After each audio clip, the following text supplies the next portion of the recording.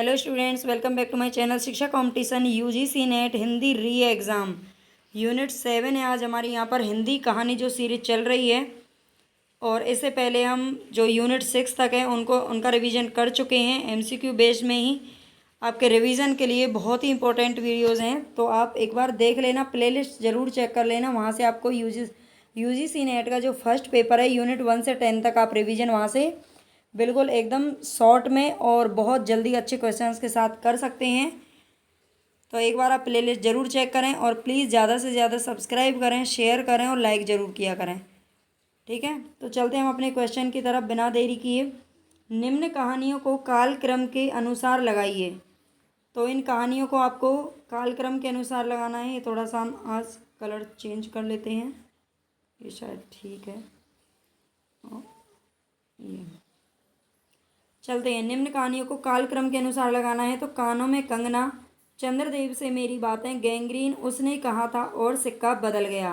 अगर आपको इस तरीके से कालक्रम के अनुसार दे दिया जाए लगाने के लिए, तो क्या आपको सभी कहानियों का या गद्य विधाओं का जो प्रकाशन वर्ष है वो पता है? क्योंकि पता होगा आपको तभी आप इनको कालक्रम के अनुसार लगा सकते हैं, अदरवाइज नहीं हो पाएगा। तो कानों में कंगना जो कहानी है ये राधिका रमन प्रसाद की कर दे दाल वाली। तो कहानियों को कालक्रम के अनुसार लगाना है। कानों में कंगना, कानों में कंगना जो है ये राधिका रमन प्रसाद जी की कहानी है, और ये कब प्रकाशित हुई थी? कानों में कंगना 1913 ईस्वी में प्रकाशन वर्ष है इसका।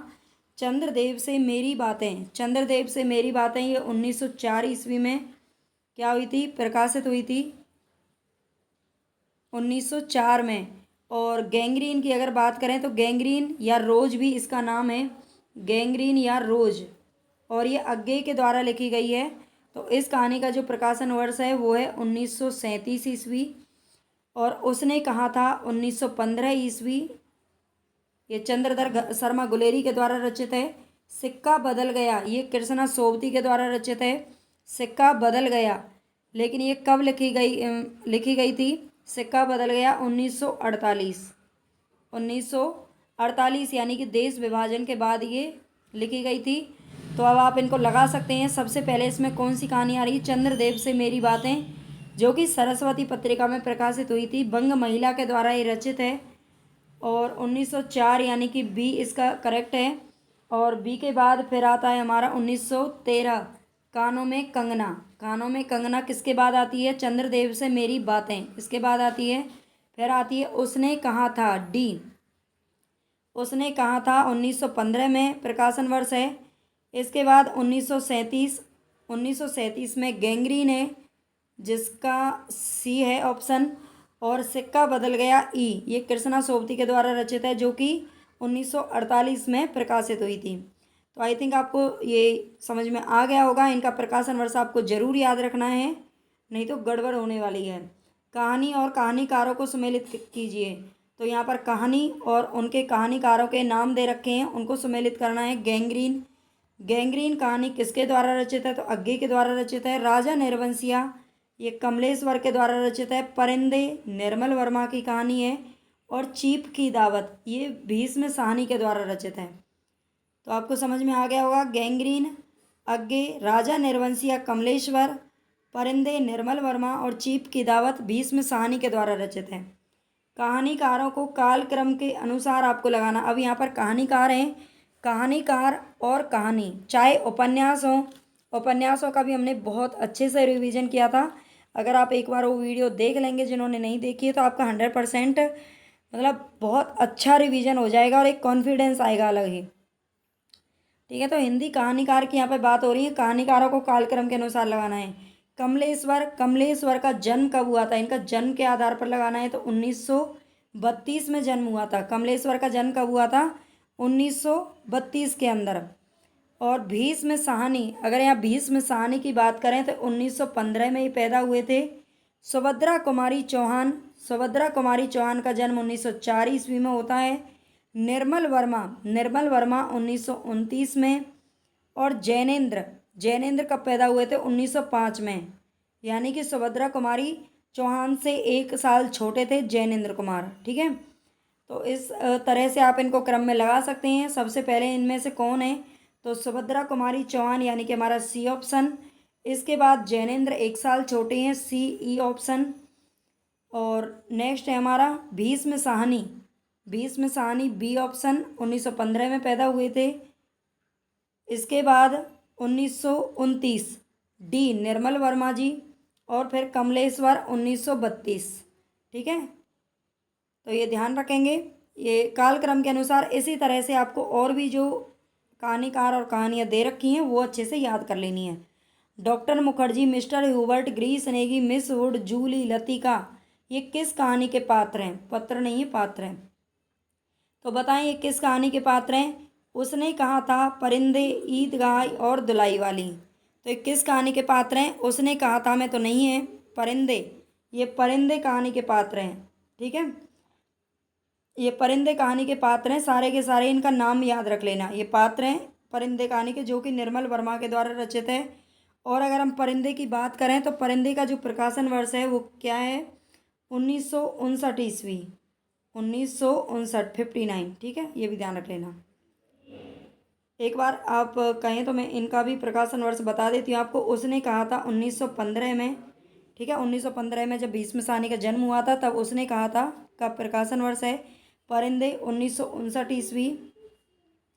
ईदगाह, ईदगाह किसकी है? तो ये मुंशी प्रेमचंद जी की है, और ये 1933 में प्रकाशित हुई थी। और दुलाई वाली, दुलाई वाली 1907 में प्रकाशित हुई थी सरस्वती पत्रिका में। ईदगाह चांद पत्रिका में, हाँ शायद चांद, चांद पत्रिका में ही प्रकाशित हुई थी, है ना। चांद, ईद पर चांद दिखाई देता है। कमलेश्वर ने नई कहानी के बारे में क्या कहा है? तो बताएं आप, कमलेश्वर जी ने नई कहानी के बारे में क्या बोला है? नई कहानी आग्रहों की कहानी नहीं है, उसमें विभिन्न स्तरों पर आज के यथार्थ को ही पकड़ने की चेष्टा है। उसका केंद्रीय पात्र है जीवन को वहन करने वाला व्यक्ति, व्यक्ति के मन के राग विराग की अभिव्यक्ति होती है। तो नई कहानी के बारे में कमलेश्वर का क्या कहना है? नई कहानी आग्रहों की कहानी नहीं है, एक तो ये वाली बात उन्होंने बोली थी। और उसका केंद्रीय पात्र है जीवन को वहन करने वाला व्यक्ति, यानी कि आम व्यक्ति के जीवन पर ये लिखी गई है। उसका केंद्रीय पात्र कौन है? एक आम आदमी है। ये नई कहानी के विषय में किसके कथन है? तो कमलेश्वर के हैं। रामचंद्र शुक्ल ने उसने कहा था जो कहानी 1915 में प्रकाशित हुई थी, और ये चंद्रधर शर्मा गुलेरी की कहानी है। इस कहानी के बारे में क्या लिखा है रामचंद्र शुक्ल जी ने? कि ये कहानी जीवन के बड़े मार्मिक रूप में होती थी। उसमें भीतर से प्रेम का एक स्वर्गीय स्वरूप झांक रहा है। दूसरी कोटि की कहानियों में एक बड़ा भारी भेद है। इसकी घटनाएं ही बोल रही हैं, पात्रों के बोलने की अपेक्षा नहीं है। ठीक है, तो रामचंद्र शुक्ल जी क्या कहते हैं? एक तो इसकी घटनाएं ही बोल रही हैं, पात्रों के बोलने की जरूरत नहीं है, ऐसा इन्होंने बोला था रामचंद्र शुक्ल जी ने। और दूसरा कहा था उसमें भीतर से प्रेम का एक स्वर्गीय स्वरूप झांक रहा है। ठीक है, तो ये दोनों ही बातें हैं जो रामचंद्र शुक्ल जी ने 1915 वाली जो कहानी है उसने कहा था, मैं बोला था। चंपादीप किस कहानी में आया है? तो चंपादीप का वर्णन किस कहानी में हुआ है? दुलाई वाली, आकाशदीप, पिता या गैंग्रीन। तो ये आकाशदीप जो कहानी है, और ये किसकी है? जयशंकर प्रसाद की, जयशंकर प्रसाद की ये कहानी है। चंपादीप, चंपादीप जो द्वीप है, ये चंपादीप का वर्णन हुआ है किसके अंदर? आकाशदीप कहानी के अंदर। और आकाशदीप जो कहानी है इसका प्रकाशन वर्ष की बात करें तो 1928 है। ठीक है, ये भी ध्यान रख लेना। गैंग्रीन का अभी हम बता ही चुके हैं, 1937 है। दोबारा लिख देती हूँ ताकि आपको रिवीजन हो जाए। और जो दुलाई वाली है 1907 में आई थी। पिता नामक जो कहानी है, पिता, इसमें नई और पुरानी पीढ़ी का द्वंद्व दिखाया गया है। और जो पिता नामक कहानी है ये कब आई थी? 1 सेकंड। पिता नामक कहानी का जो प्रकाशन वर्ष है ये है 1965। पिता हम यहाँ पे लिख देते हैं। पिता ज्ञान रंजन की कहानी है जो कि 1965 में प्रकाशित हुई थी। ठीक है, ये भी ध्यान रख लेना। निर्मल वर्मा की कहानियों की दुनिया है। निर्मल वर्मा की कहानियों की दुनिया कैसी है? हताश और आत्मपरक नायकों की, अकेलेपन और अलगाव की, प्रतिरोध और विद्रोह की, राष्ट्रीय चेतना की। तो निर्मल वर्मा की कहानियों की दुनियाएं हताश और आत्मपरकनायक और अकेलापन और अलगाव, ये निर्मल वर्मा की कहानियों की दुनिया है। ठीक है। निम्नलिखित में से कौन सी कहानी है जो ठुमरी नामक कहानी संग्रह में नहीं है? सबसे पहले तो ये ध्यान रख लेना, ये किसका है? तो ये फणीश्वर नाथ रेणु जी का है। ये कहानी संग्रह जो है ये फणीश्वर नाथ जी का है। और इसमें आदिम रात्रि की महक, पंचलाइट, तीसरी कसम, रसप्रिया और नित्यलीला। तो आपने पढ़ा होगा ठुमरी की जो तीसरी कसम नामक कहानी है ये हमारे सिलेबस में है। तीसरी कसम और लाल पान की बेगम, दो कहानियाँ सिलेबस में हैं। तो आपको ध्यान रखना है ठुमरी नामक कहानी संग्रह में संकलित हैं और उसी में पंचलाइट, तीसरी कसम, रसप्रिया और नित्यलीला, ये चारों कहानी है जो ठुमरी नामक कहानी संग्रह में। ये चारों कहानियाँ फणीश्वर नाथ रेणु की हैं। आदिम रात्रि की महक इनकी कहानी नहीं है। 20 में साहनी की कहानियों का प्रकाशन वर्ष के अनुसार सही क्रम बताना है आपको। 20 में साहनी की ये सारी की सारी कहानियाँ यहाँ पर दे रखी हैं और इनका प्रकाशन वर्ष आप बताएंगे। निशाचर, डायन, भाग्य रेखा, पटरियाँ और बांगचू। तो एक तमस कहानी है, आप जानते हैं देश विभाजन पर आधारित है तमस कहानी। तमस तो इनका उपन्यास है। तो 20 में साहनी की एक कहानी है जो इसमें हमारे सिलेबस में है और ये कहानी आपको बतानी है कि ये किस कहानी संग्रह में है, इनका प्रकाशन वर्ष क्या है। तो निशाचर जो इनकी कहानी है ये 1983 इसका क्या है प्रकाशन वर्ष है, 1983। डायन जो कहानी है, डायन कहानी इन्होंने कब लिखी थी? 1998 ईस्वी। भाग्य रेखा 1953 ईस्वी। और पटरियों की बात करें तो पटरियाँ 1973, जब इनका तमस उपन्यास प्रकाशित हुआ था तब पटरियों का प्रकाशन वर्ष भी है, उसी टाइम पर पटरियाँ प्रकाशित हुई थी। और वांगचू कब आया था? 1978 में। ठीक है। तो अब इन्हें आप लगा सकते हैं किसके अनुसार? प्रकाशन वर्ष के अनुसार क्रम से। ये आप देख सकते हैं, निशाचर 1983, डायन 1998, भाग्य रेखा 1953, पटरियाँ 1973, वांगचू 1978। तो सबसे पहले इनमें 53 यानी कि भाग्य रेखा आएगी और भाग्य रेखा के बाद में 1973 पटरियाँ, डी 1978 ई वांगचू, ए निशाचर और डायन बी। ठीक है, C D E B A B, ये इसका जो है क्रम है सही। निम्नलिखित में से कमलेश्वर के कहानी संग्रह कौन से हैं? तो कमलेश्वर के कहानी संग्रह दे रखे हैं यहाँ पर, देखिए बताएं इसमें से कौन सा है जो कमलेश्वर का है। बिरादरी बहार, राजा निर्वंशिया, ठसक और कस्बे का आदमी। तो राजा निर्वंशिया इनका कहानी संग्रह है यहाँ पर और कस्बे का जो आदमी है वो इनकी क्या है? कहानी है, ना कि कहानी संग्रह है। ठीक है, ये इनकी कहानी है। निम्न कथन किस कहानी से लिया गया है? औलाद ही वह स्नेह की धुरी है जो आदमी औरत के पहियों को साधकर तन के दलदल से पार ले जाती है। तो कौन सी ऐसी कहानी है जिससे लिया गया है? औलाद ही वह स्नेह की धुरी है जो आदमी और औरत के पहियों को साधकर तन के दलदल से पार ले जाती है। तो इसमें आप देख सकते हैं जो एक कहानी है हमारे पास, राजा निर्वंशिया, ये कमलेश्वर की कहानी है और इसी में ये वाली जो बात है वो कही गई है। तो राजा निर्वंशिया जो कहानी है इसमें औलादी वैसने की धुरी है, ये वाली बात की गई है। मोहन राकेश के कहानी संग्रहों के प्रकाशन वर्ष आपको बताने हैं। तो मोहन राकेश के प्रकाशन वर्ष के अनुसार लगाने हैं आपको, बताइए। फौलाद का आकाश, नए बादल, एक और जिंदगी, जानवर और जानवर। तो सबसे पहले इन्होंने जो प्रकाशन वर्ष है वो है नए बादल यानी कि बी। इसके बाद जानवर और जानवर, डी। एक और जिंदगी, सी। और ए फौलाद का आकाश। ये जो कहानी संग्रह है ये प्रकाशन वर्ष के अनुसार बिल्कुल सही हैं। प्रकाशन वर्ष के अनुसार जयशंकर प्रसाद की कहानियों का सही अनुक्रम क्या है? तो जयशंकर प्रसाद की कहानियाँ आपको बतानी यहाँ पे जो दे रखी हैं, इंद्रजाल, आकाशदीप, ग्राम और गूदड़ साई। तो आकाशदीप तो अभी हमने पढ़ा था, ये हमारी सिलेबस में भी है 1929 में। इंद्रजाल जो इनकी कहानी है ये 1936 में प्रकाशित हुई थी। ग्राम इनकी सबसे फर्स्ट जो कहानी संग्रह है वो ग्राम है, ये 1911 में 1911 में, और गूदड़ साई इसके बाद में आता है। ठीक है, तो सबसे पहले इनका जो यहाँ पर है, ये सबसे पहले ग्राम आएगा, क्योंकि ग्राम इनकी फर्स्ट कहानी है, यानी कि ये होगा सी। ठीक है, ग्राम, और ग्राम के बाद आकाशदीप बी, ए और डी, ये इसका बिल्कुल सही प्रकाशन के अनुसार क्या है, क्रम है। ठीक है, इन तीनों के आप याद रख लेना, गूदड़ साई का आप बता देना।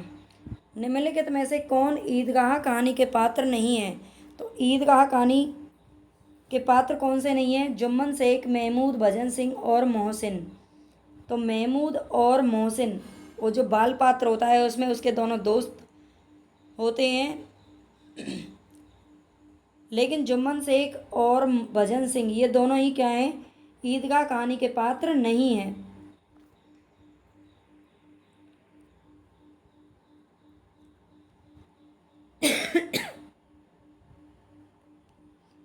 निम्न वाक्य किस कहानी से लिया गया है? खून का वह आखिरी कतरा, खून का वह आखिरी कतरा जो वतन की हिफाजत में गिरे, दुनिया की सबसे अनमोल चीज़ है। तो ये कौन सा है? तेज कर देते हैं। कौन, किस कहानी से लिया गया है ये वाला वाक्य? खून का वह आखिरी कतरा जो वतन की हिफाजत में गिरे, ये दुनिया की सबसे अनमोल चीज़ है। आहुति, दुनिया का सबसे अनमोल रत्न, सुभागी, मंत्र और मंत्र। तो ये सुभागी है यहाँ पर, और ये मंत्र। तो बताइए ये कौन सी कहानी से लिया गया है? दुनिया का सबसे अनमोल रत्न। ठीक है, खून का वह आखिरी कतरा जो वतन की हिफाजत में गिरे, ये दुनिया का क्या है, सबसे अनमोल रत्न है। दूधनाथ सिंह द्वारा रचित कहानी संग्रह कौन से हैं? दूधनाथ सिंह के द्वारा रचित कहानी संग्रह बताने आपको, धर्म क्षेत्रे, कुरुक्षेत्रे, खाली घर, वसंत का एक दिन और निष्कासन। तो दूधनाथ सिंह ने लिखे थे धर्म क्षेत्रे, कुरुक्षेत्रे और निष्कासन, ये दोनों ही जो कहानियाँ हैं वो किसकी हैं? दूधनाथ सिंह की हैं। क्या स्त्री होना कोई पाप है? यह संवाद किस कहानी से लिया गया है? दुलाई वाली, आकाशदीप, लाल पान की बेगम और परिंदे। तो ये दुलाई वाली जो कहानी है ये बंग महिला की है, जिसका प्रकाशन वर्ष क्या है? 1907। कितना है? 1907 है। तो ये किसका है? ये इसी में ये संवाद हुआ है। गैंग्रीन कहानी की मालती बचपन में कैसी लड़की थी? तो गैंग्रीन कहानी की जो मालती है, मालती इसमें एक पात्र का नाम है, बचपन में किस प्रकार की लड़की थी? सरल और शांत लड़की थी, पुस्तक पढ़ने की शौकीन थी, चोरी से क्लास से भागने वाली लड़की थी, या फिर उद्धत और चंचल लड़की थी? तो बताइए ये लड़की किस प्रकार की थी? तो ये उद्धत और चंचल थी, और चोरी से क्लास से भागने वाली लड़की थी। मालती कैसी लड़की थी? क्लास से भागने वाली और उद्धत और चंचल स्वभाव की लड़की थी। ठीक है, नेक्स्ट क्वेश्चन देखिए, प्रथम विश्व युद्ध की पृष्ठभूमि पर रचित कहानी कौन सी है? उसने कहा था सिक्का बदल गया, परिंदे, या फिर अमृतसर आ गया है। तो उसने कहा था जो कहानी है ये प्रथम विश्व युद्ध की पृष्ठभूमि पर आधारित है, जो कि चंद्रधर शर्मा गुलेरी के द्वारा 1915 में लिखी गई थी।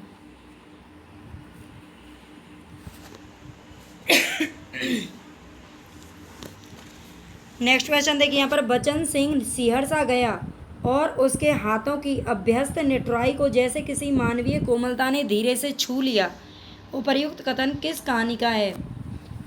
क्या अमृतसर आ गया है? तो उसमें तो बचन सिंह नहीं है। सिक्का बदल गया, राजा निर्वंशिया, या उसने कहा था? तो बचन सिंह, जगपति, चंदा, ये किसके पात्र हैं? राजा निर्वंशिया के पात्र हैं। ठीक है, राजा निर्वंशिया के पात्र हैं बचन सिंह और जगपति, चंदा। ठीक है, ये सारे ध्यान रख लेना। नेक्स्ट क्वेश्चन की बात करें हम यहाँ पर, तो नेक्स्ट क्वेश्चन है हमारा, कहानी इतिवृत्त ही तो है, यानी उसमें स्थिति से इसके स्थानांतर अर्थात जीवन गति होनी चाहिए। काल का कुछ स्पंदन, कुछ तनाव अनुभव हो, वही तो कहानी का रस है। कहानी के विषय में उपयुक्त विचार किस लेखक के हैं? राजेंद्र यादव, जैनेन्द्र कुमार, यशपाल और इलाचंद्र जोशी। तो कहानी इतिवृत्त ही तो है, यानी उसमें स्थिति से कुछ स्थानांतर अर्थात जीवन गति होनी चाहिए, ये किसका कथन है? तो जैनेन्द्र कुमार ने वाली बात कही थी। निम्नलिखित पात्रों को उसकी कहानियों के साथ सुमेलित करना है। पात्रों को सुमेलित करना है, तो लहना सिंह ये किसका पात्र है? और मुख्य पात्र है बिल्कुल, इसी के इर्द गिर्द सारी जो कहानी है वो घूमती है। उसने कहा था, पीर बख्श पीर बख्श की अगर बात करें तो पर्दा कहानी का है। लतीका किस में आई थी? परिंदे में।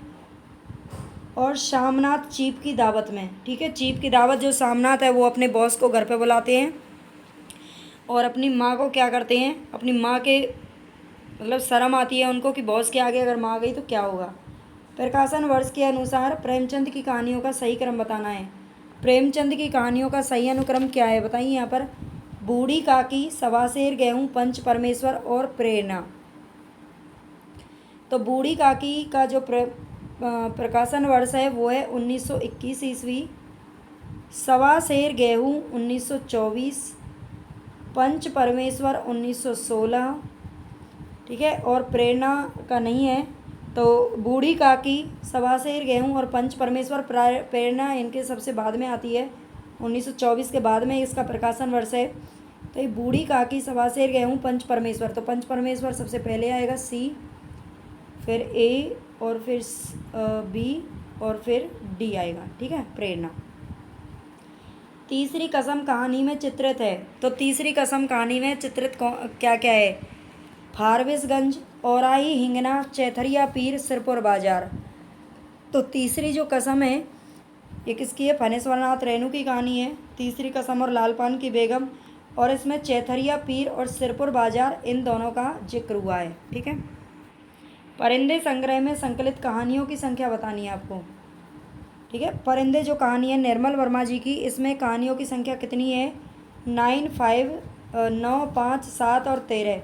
तो इसमें 7 है। 7 कहानियाँ संकलित हैं परिंदे के अंदर। भोलाराम का जीव कहानी के विषय कौन से हैं? भ्रष्टाचार की पक्षधरता, भ्रष्टाचार का अनावरण, सदाचरण का निषेध, या फिर सरकारी कार्यालयों में व्याप्त रिश्वतखोरी की अभिव्यक्ति। तो बिल्कुल आप जानते हैं जो भोलाराम है, भोलाराम मरने के बाद भी उसका जो जीव है, जो उसकी आत्मा है, वो कहाँ चली जाती है? अपने सरकारी कार्यालय में चली जाती है ना। तो वहाँ से वो निकलती नहीं है और रजिस्टरों में बैठी रहती है। ठीक है, तो उसके ऊपर ये कहानी है।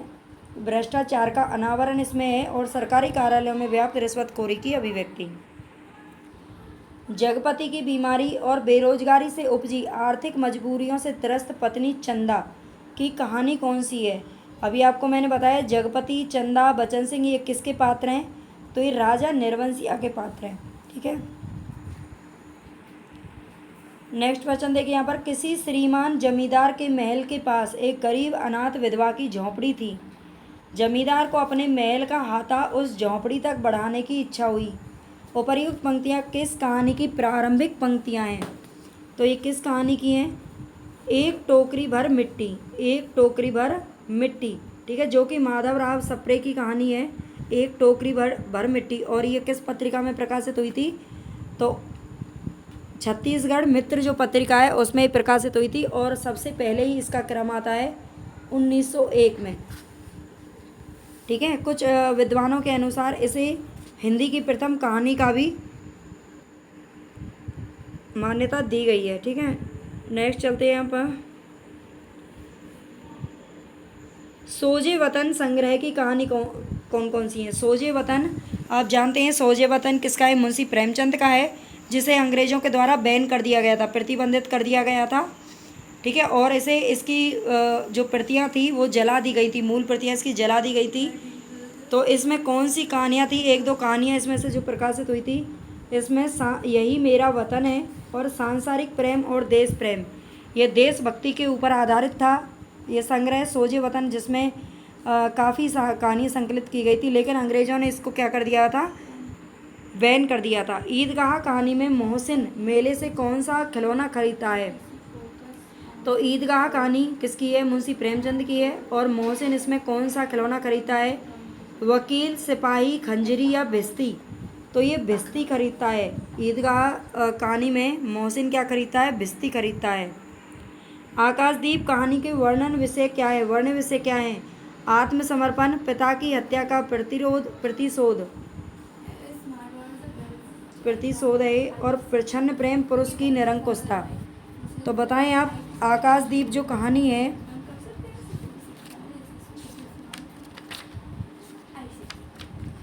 आकाशदीप कहानी के वर्ण विषय क्या हैं? तो इसमें आप जानते हैं वो जो लड़की होती है और वो क्या करती है, मतलब अपने पिता की हत्या का प्रतिशोध लेती है। ठीक है, और इसमें क्या दिखाया गया है? दूसरा प्रचंड प्रेम। ठीक है, लड़की है वो चंपा। सम्मिलित करना है आपको। दुनिया का सबसे अनमोल रत्न, इसमें कौन सा विषय है इसका? अमृतसर आ गया, चीप की दावत या पिता? तो पिता जो कहानी है उसमें ज्ञान रंजन की कहानी है, पुरानी और नई पीढ़ी का द्वंद्व इसमें दिखाया गया है। दुनिया का सबसे अनमोल रत्न देश प्रेम की बात करता है, और चीप की दावत में वृद्धों की उपेक्षा की गई है। अमृतसर आ गया में देश विभाजन। ठीक है, अमृतसर आ गया, ये देश विभाजन पर आधारित कहानी है, तो इनको याद रख लेना। ईदगाह कहानी में व्यक्त हुए हैं क्या? सांप्रदायिक सामंजस्य, बाल मनोविज्ञान, मातृ वात्सल्य, राजनीतिक चेतना। तो ईदगाह कहानी में व्यक्त हुए हैं बाल मनोविज्ञान और मातृ वात्सल्य। ठीक है, दोनों ही इसके क्या हैं? विषय हैं। सांप्रदायिक और राजनीतिक से इसका कोई मतलब नहीं है। चंद्रधर शर्मा गुलेरी द्वारा रचित कहानी नहीं है। कछुआ धर्म, उसने कहा था, बुद्धू का कांटा और सुखमय जीवन। तो आप जानते हैं इनकी कहानी, उसने कहा था हमारे सिलेबस में है। उसने कहा था, बुद्धू का कांटा और सुखमय जीवन, ये तीनों की तीनों इनकी कहानियाँ हैं। लेकिन जो इनका कछुआ धर्म है ये क्या है? निबंध है। ये क्या है? ये इनका क्या है? कछुआ धर्म निबंध है। तो आज के लिए बस इतना ही। हमारे यहाँ पर अब 35 क्वेश्चन है। देखो आप लोग कम थोड़ा सा ध्यान दे रहे हैं, कम रिवीजन कर रहे हैं, इसलिए मैंने यहाँ पर कुछ ही क्वेश्चन रखे हैं। वैसे यही सब है जो कहानियों से पूछे जाते हैं, इसी टाइप के क्वेश्चन आपसे पूछे जाएंगे। तो आप चिंता ना करें, चाहे आप इनको कुछ को पढ़ लें या ज़्यादा को पढ़ लें, बस आपको ये पता होना चाहिए कि किस प्रकार के क्वेश्चन आ रहे हैं, और ज़्यादा से ज़्यादा आपको उसी हिसाब से रिवीजन करना है। अभी आपके पेपर में, हिंदी के पेपर में 6-7 दिन बाकी हैं, बल्कि 7-8 दिन बाकी हैं। तो आप उनका अच्छे से क्या करें? रिवीजन कर लें एक बार। जो भी आपका सिलेबस है उसको एक बार दोहरा लें, और ख़ास तौर से यूनिट 6 से 10 तक तो अच्छे से रिवीजन कर लें, क्योंकि वहाँ से सबसे ज़्यादा क्वेश्चन पूछे जाते हैं। ठीक है, तो चलती हूँ मैं। और बाकी आप क्लास को प्लीज़ लाइक ज़रूर कर दिया करें, शेयर कर दिया करें, और ज़्यादा से ज़्यादा सब्सक्राइब किया करो।